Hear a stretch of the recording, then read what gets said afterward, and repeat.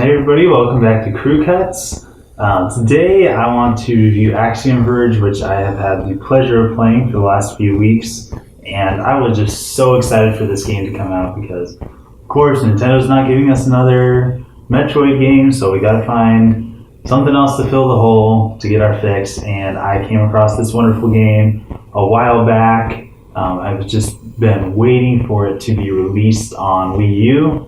Hoping, crossing my fingers, and when I finally found out that it was, I was more than ecstatic and snatched it up as soon as I could. So without further ado, here is my review of Axiom Verge for Wii U.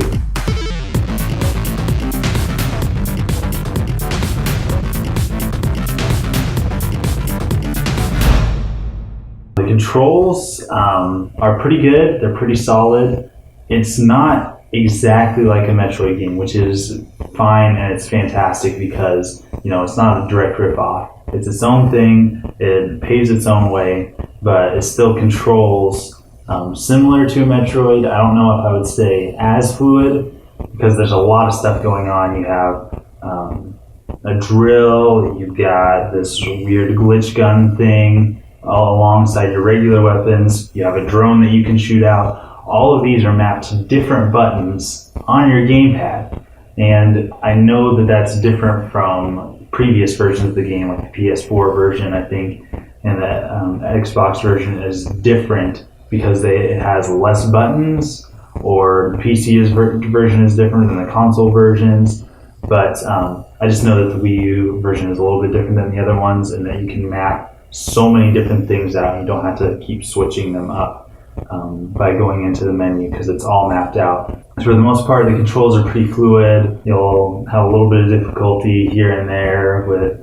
dashing. Dashing is probably the biggest pain as far as controls in this game because it's a double tap as opposed to a button. At first you can't dash, and you don't get the dashing ability until much later in the game, probably about 2/3 of the way through the game. But when you do, and you can't use a button to dash, it's really difficult to move through the air and try and do air dashes, especially if you're trying to get into a hard-to-reach corner or something like that. It's a little bit more difficult than I would like, but that's really the only problem that I had with the controls. I wish that the dashing was mapped out to a button, but other than that, it controlled fine. Power-ups are great. The items that you get, especially that your mobility items like the drone that you can shoot out and it can go anywhere in these small spaces, and you can swap places with the drone at a later point in the game, so it makes getting into hard to reach spaces easier.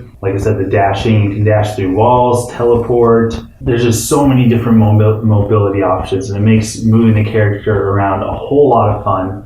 And that's probably the biggest highlight of the game, is the sense of exploration that you get when you have complete control of your character to go anywhere. Like, I wonder if I can get up there, and then you try a number of different methods to get up there, and it's just really satisfying being able to move so freely. On the other hand, the weapons in the game are not as exciting.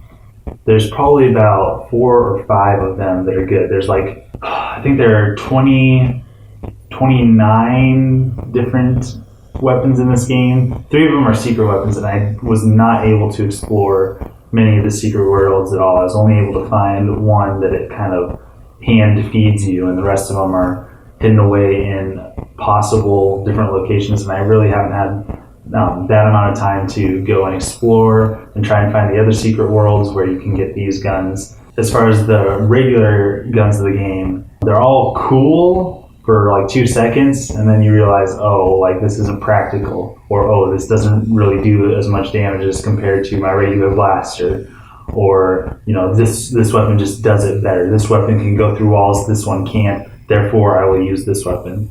So you're going to find yourself coming back to the flamethrower. As soon as I got the flamethrower, that was basically the only weapon that I used from that point forward, because it did everything that I needed it to do.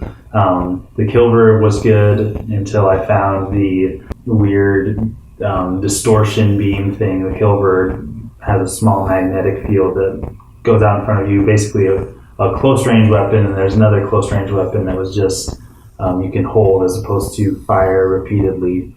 And then once I got the flamethrower, I threw all the other guns out the window because I didn't need them. So pluses and minuses, the guns are cool, but they're not, for the most part, practical. You can say, oh, they put a lot of imagination into it, and that's great, and if you like using them, that's fine. But for me, I just found myself going to a couple, using one for like one screen. I'm like, oh, this isn't practical, and throwing it away. So pluses and minuses as far as that goes. Level design is pretty good. Like I said, the sense of exploration is probably the best thing. You can, platform all over the place. There's hidden walls, there's hidden doors.